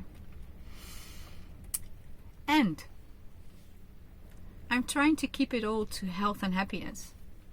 There are many things that I would like to say, that I know, that I've studied, that I'd like to warn people for, that I'd like to save people. I don't know if I said it, but my mission is to heal humanity. And I do that by working directly on them in Movimento and bringing them into movement, into action to heal themselves. And I do it indirectly in Selfenizer by making these videos and these books, writing. And of course I do that on the social platforms and my newsletters. And by working on myself, I raise my energy. And when your energy is high, you balance the people that are low. So one person can balance a lot of people with the one high energy. And that's what I do. That's also why I live such a pure life. I do not eat anything that's not good for my body and that didn't test well for me. So I only feed myself with good things and pure things. And that also means that I'm very often at the border of the sea, like I'm right now. And I'm in fresh environments where it's healthy environment. And I avoid people that are not good for me. And I choose people that are good for me. And sometimes I want to wake people up and shake them and say, look there, it's bad, or it's ugly, or it's dangerous, or don't go there, or make a better choice, do something else. But everybody walks his or her own path, and if they need to experience that, they will. So that's quite a hard thing for me. So on social media, for example, I don't dare say everything I think or feel or want to warn people for, because a fear of being taken off the platform, or worse, being searched for and maybe not be treated well. So this fear comes from somewhere. I don't know where, but this comes from somewhere. Maybe I have been in a situation like this. So let's see. Maybe you have a fear as well, or maybe you have an anger and that you want to fight for something and you feel triggered by what I'm saying now. So we're going to look in my life where we can go to balance that trigger, because as an influencer, it's not so handy if you're afraid to speak your honest truth. So we need to go in densities, in generations, in lives. Lives back, lives. So we go lives forward. So maybe this life has not happened yet, or if everything is now, that's what people say. There's only now. So maybe it is happening. Very interesting. There's a lady who walked by and who looked me right in the face, and I'm now in her energetical system, and I'm trying to get out. And there we are. That's why I'm very often alone at the border of the sea, where there's no one. So this does not happen to me, because this takes me off my course. So I had to tell you this. So I go lives forward.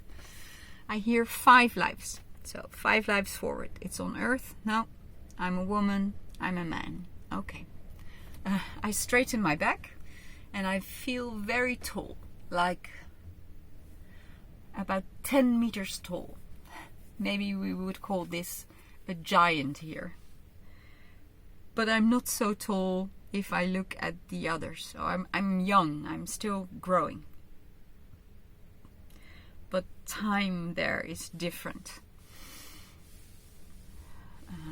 The creatures live much longer, at least 1,000 years, or 2 or 3. And I'm maybe in my 20s or 30s, so I'm very young.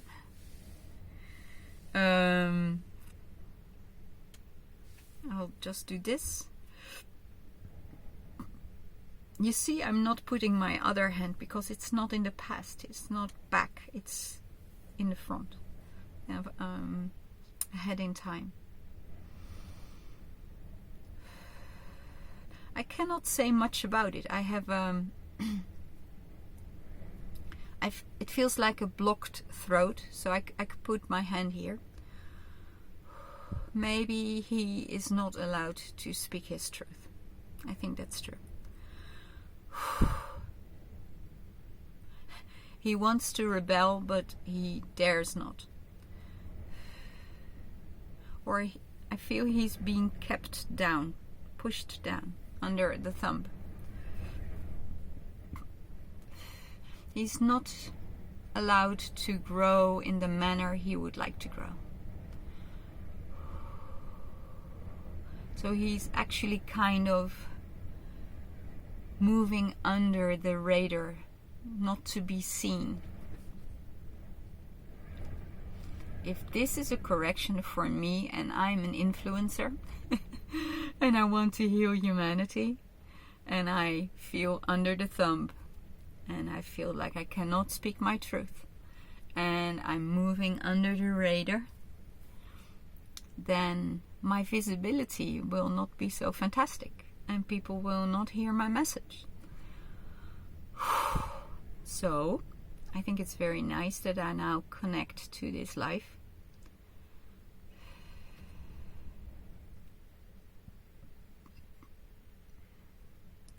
I don't know if I recall it well, if it was five lives ahead. I think so. 5 or 10, I don't remember. No, 10 meters tall, 5 lives ahead. Oh, and now he straightens up his spine. Wow, he's taller than he thought he was. He's 12 meters now. Ooh, he gets attention. People are looking at him. He's taller now than the people around him.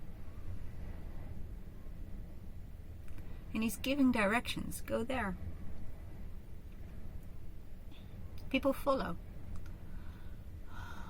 They trust him. They believe him. They trust he has the best interest.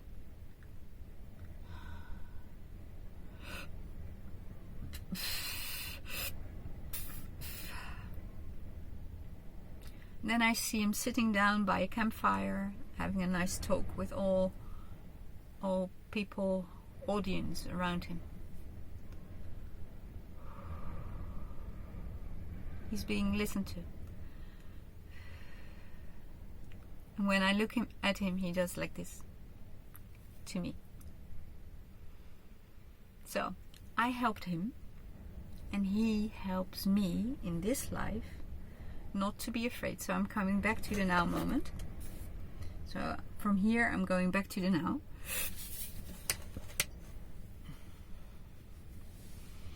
And if I think of posting or speaking my truth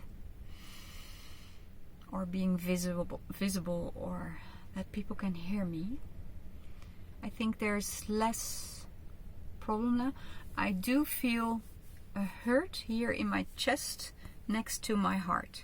So I'm going to look another time in the cross if I can find something else. Densities. Lives back. So I go lives back. 5 also. 5 lives back. I'm a woman. Not on earth. A lot of burping is going on.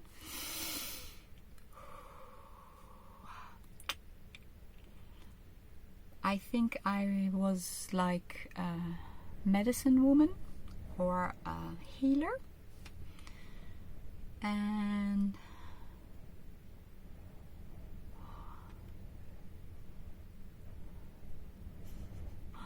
I was feeling whether I was drowned, burned at the stake.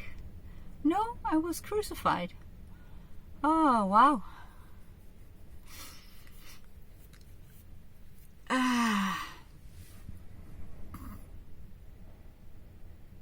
Wow. For speaking my truth and helping people heal.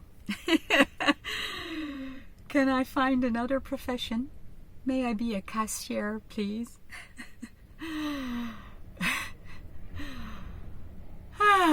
So, if I look at that life, it's not so strange that I am afraid in this life to speak my truth and show myself on social media and have my message be heard. I prefer to do it in a private video that people only get to see when they're truly interested, when they pay a certain amount. Thank you for that. So there's a barrier. The people that don't like me will probably not go that far to see my message. Probably. Okay then. I think this is enough. Here I didn't do anything like this. I just waited. I feel my shoulders dropping. There's a little bit of burping, a bit of sighing. I feel the tension sliding off my back. Okay, yawning. That's all a form of releasing of energy.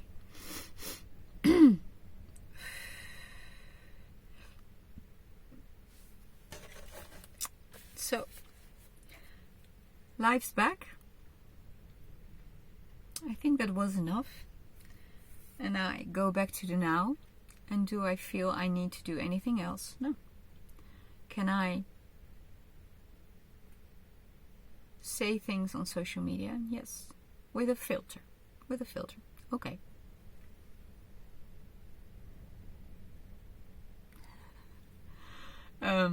Just noticed words there that I've never seen there before. You can take a selfie, it says. No, thank you. But you can. So if you're doing a balance, thank you, a phone for helping me. If you do a balance and you have a trigger, make a selfie. Do the protocol. Come back and do the selfie. Thank you, phone. I'll have some more water and I'll have some more salt. Do you have sea salt at home? Otherwise, please buy it.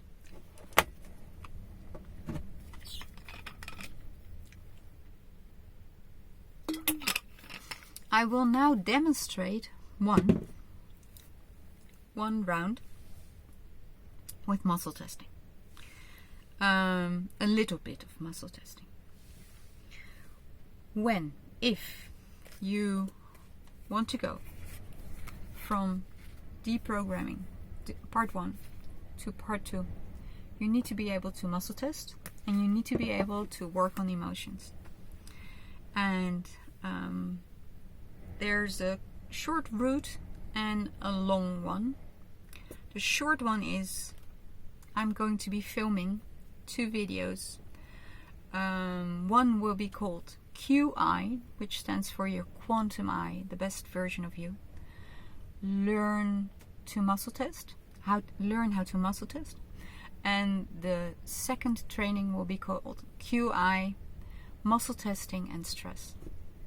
I already have them in Dutch, and I need to make them in English. So if you have watched this video and you've been working on yourself with the cross during your days, every time you notice a certain trigger, you will notice that your life is getting more even. So not so many highs and lows, but much more imbalance, much more centered, probably much more happy. You will lose some people, situations, places, and you will gain new ones, because your new vibration attracts new ones. So you can either do the 2 courses, and they will be on selfenizer.com under trainings, and the other option is that you go in head first, and you go for the long run, and you do the whole training of Touch for Health. It's 4 weekends. Every weekend is 18 hours. And you really learn how to muscle test well and do the corrections and balance posture, emotions, food, energy and trauma. It's a very beautiful course. It's the basics of all kinesiology. You can see it like the trunk of a tree, and then there's branches, and the branches have branches, and they have leaves. So there's so much in kinesiology that you can study. This you could call a branch. And one of the branches is called stress release, and it's a method of Wayne Topping, and he teaches in a very lovely way with many examples how you can balance stress and overcome fear, and how you can balance blocked emotions and work on sabotage, and how you can go to all your organs and glands and some centers in the brain and balance the emotions there so your body works optimally. You can work with pain. It's a very beautiful system. And I would, if I were you, and I would actually start with that one, do brain gym. Because if you do brain gym, your learning ability will grow. You will be much smarter, much more intelligent. I used to be dyslexic as a child, and brain gym helped me to get over it and not be dyslexic anymore, not in my listening or writing or grammar, and it has made me so much more intelligent. And that's why I can do things like this, because as a young child I was very blocked. I would not stand on the stage. I would not be able to speak. I would stutter.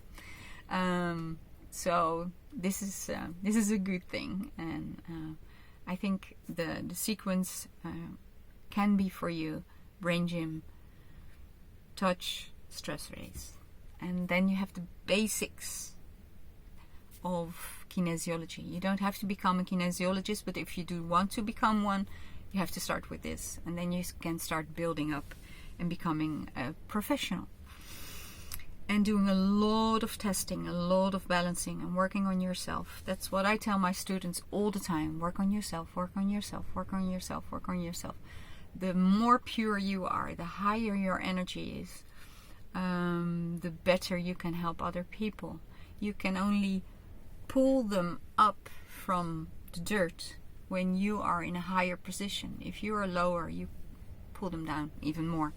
So that's not a good place to be as a therapist or as a person.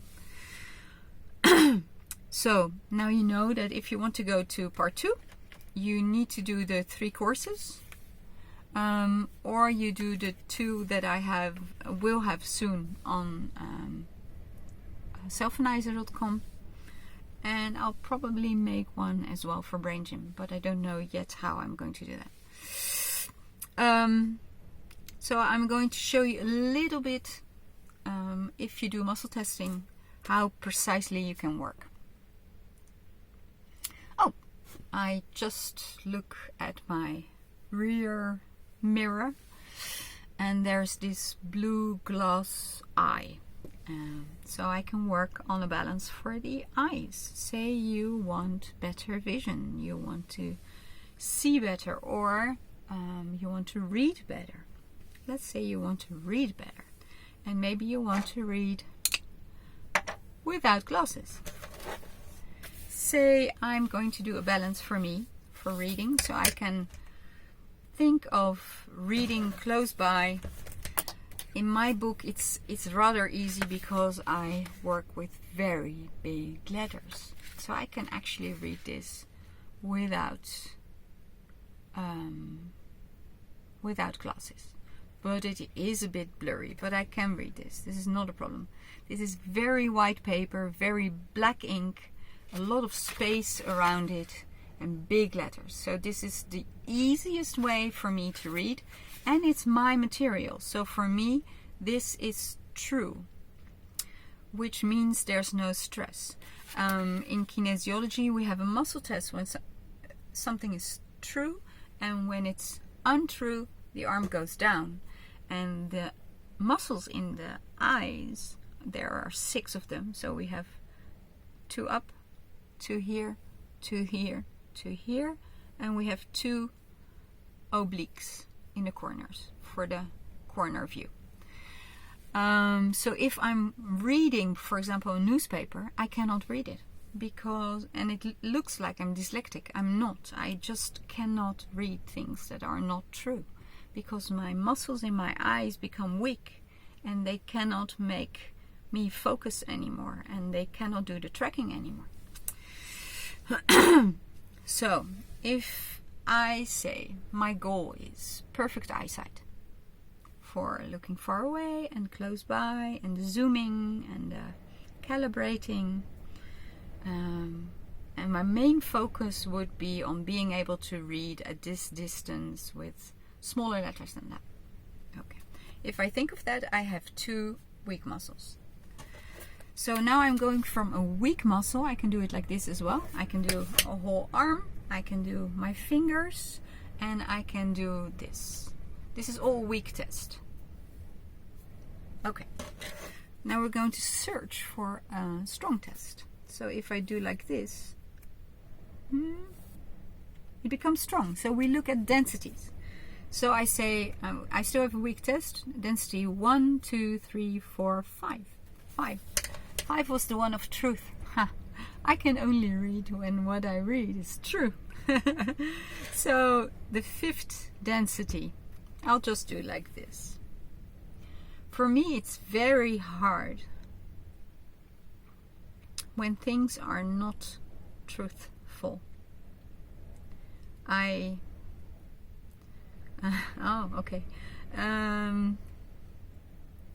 My last relationship ended, and the one before, ended very badly because my partner chose another partner, and there was untruthfulness around that, and I cannot deal with it. I don't understand. If you love someone, and if someone is your best friend, how you can treat them badly. It makes no sense in my system. I do not understand. That's the whole problem. So when things are untruthful, I do not understand. So I cannot read. I actually feel that my eyes are like Maybe you can see it. I didn't take a picture, but I can see that I feel, and I didn't see that before. Maybe it was there. I didn't see it before.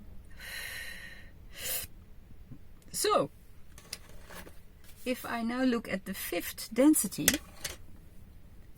I have 2 strong muscles. What I can do, I can go back to the now, and I can check that I have perfect eyesight, especially when reading at this distance with smaller letters than that. I now have a strong and a weak one. You see, I can predict it because I feel it in my body, and I still feel something in my throat. So, I have a weak test, and I'm going to look for what makes it strong. This stays weak. Weak. Weak. Weak. In my father's line. And it's weak, and I say 1, 2, 3, 4, 5, 6, 7, 8, 9, 10, 11, 12. I know that life. 12 generations back in my father's line. I'll do like this. 12 generations back in my father's line. Of course, for the last 3 years, I've been balancing my behind off to get balanced after my last breakup.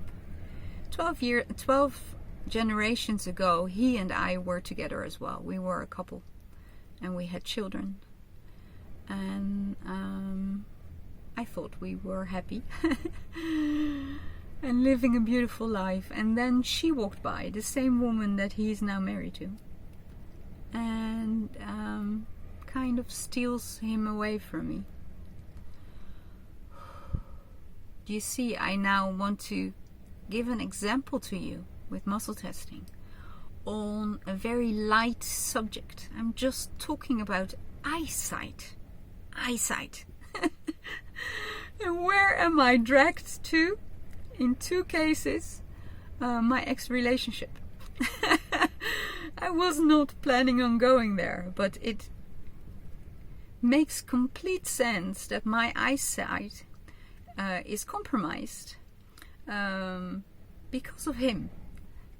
Because 2 times he called me by surprise. I did not know that things were going south. I did not know what was going on.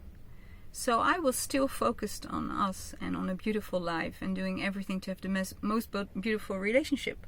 And he was doing something else. So I was like blindsided. I could not see the truth. I could, in my reality, I could not see what he was doing in another reality. And that's probably also why I cannot read certain things, because like the newspaper is in such a low vibration, it's not my reality. I just cannot read it. I can read my own books. I can read books that are very high in energy and high in truth.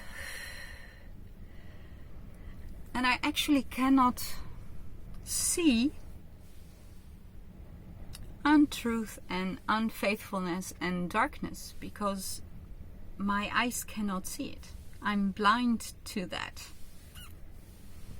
Nice, right? I go back from 12 generations in my father's line. I was a woman, by the way. And I return to the now. And I can say, hey, my eyes have changed. I can now say, I see well. I have an optimal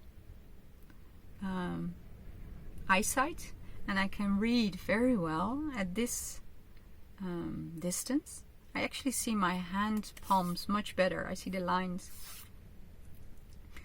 I could even read the little letters, I think. Almost, yeah. Look.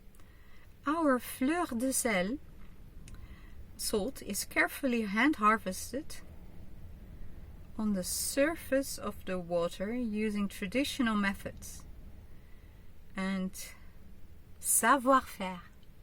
knowing what to do. Le Guérande, fleur de sel, is something of a rarity. Its natural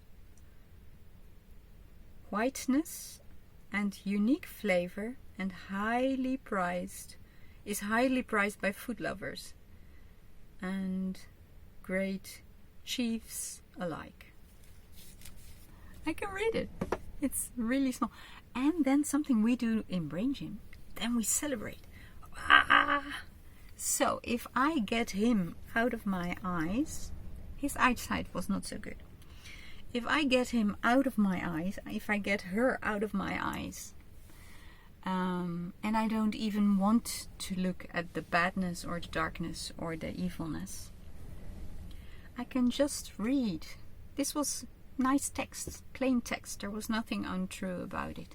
So I could read, even though it was really small. Look, really small. And I could read it without glasses. So, I hope, wow, 2 hours and 15 minutes. I hope I've given you enough information. And if it was too much, I'm sorry. But it feels like a one-time moment that I could make this video, and I made it now. And we have many good things, by the way, that happened. When I started this morning, it was raining very hard, and I have a plastic roof or a plastic window, and the sound was terrible, and I could not record that way. And then I wanted to record with microphones, which I do have. But the last time I used them, they went into a certain you did hear my voice, but you heard and I didn't really trust them anymore. So I did a couple of tests, and then they made that sound again. So I chose not to use them. I will send them to be repaired or get another pair. Sounds like a good idea. And it was very windy and it was very rainy, but I don't know if you can see it. It just turned.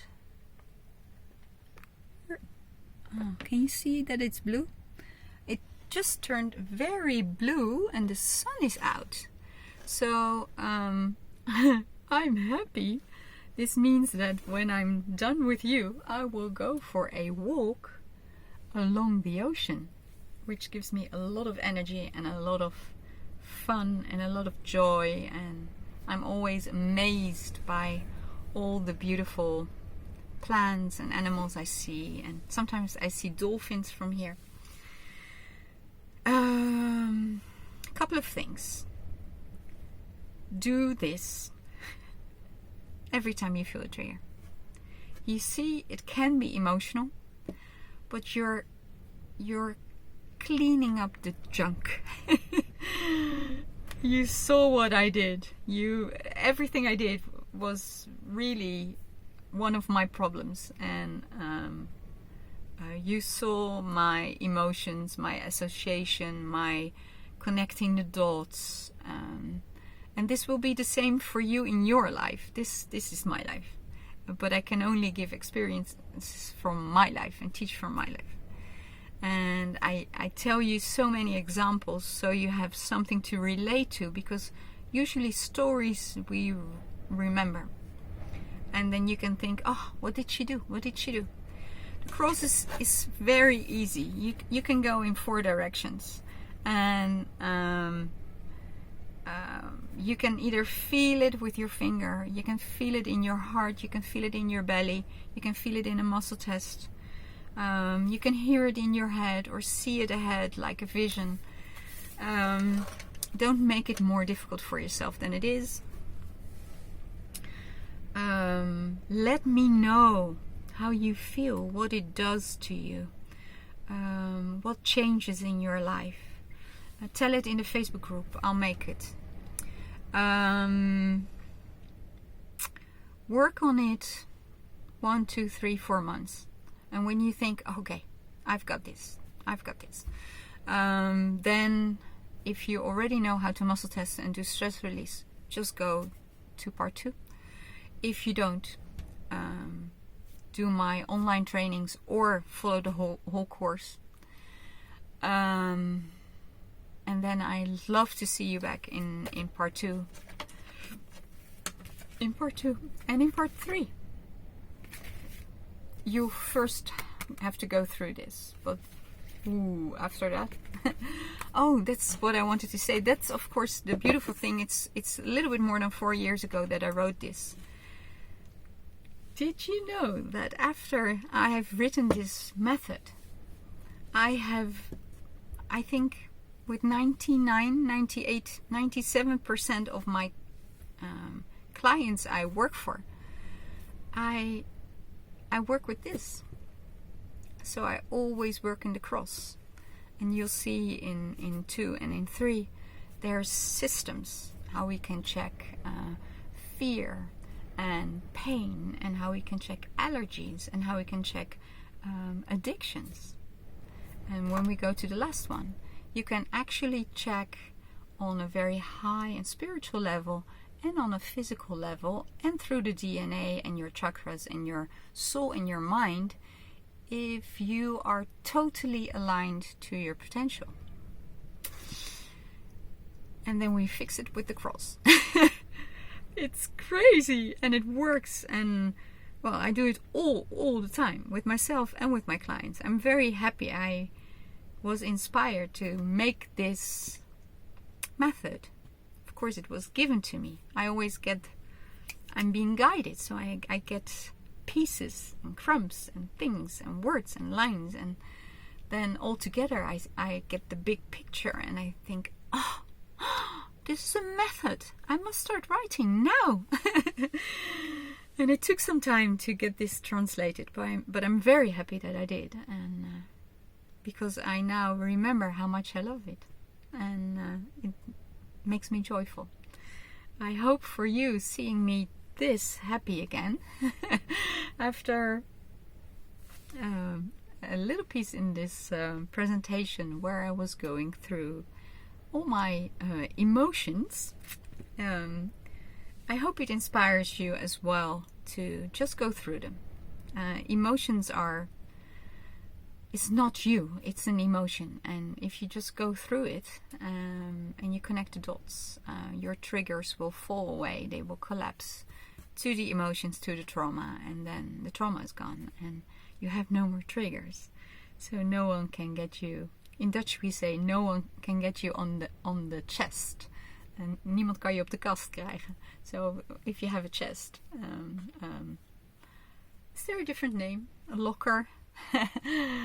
Sitting on it's not handy, but that's when they push your buttons. But when you have no buttons left to be pushed on, then you can just stay grounded and centered on the ground and being your best self and living your best life. So I hope that is what you will do. If you are interested, I've written 14 books, so not only this series. And just have a look on my website and see if there's more books or more trainings you would like to follow. And if you have questions, you can email me on support@selfenizer.com. And well, you know my mission is to heal humanity, and thank you for healing yourself, so I won't have to do it. And because you are healed, you will radiate that out to others, and they will get healed as well, or at least inspired to start working on themselves. And you can say, I did that. You might want it. And you can send them to my website. Thank you for being here. Thank you for your time. You may watch this video as many times as you like. Like the book, read it as many times as you like. And for now, I let you go, and I'll see you in the next video, in the next book, or on social media, or in a newsletter, or somewhere else. Be well. Take care of yourself.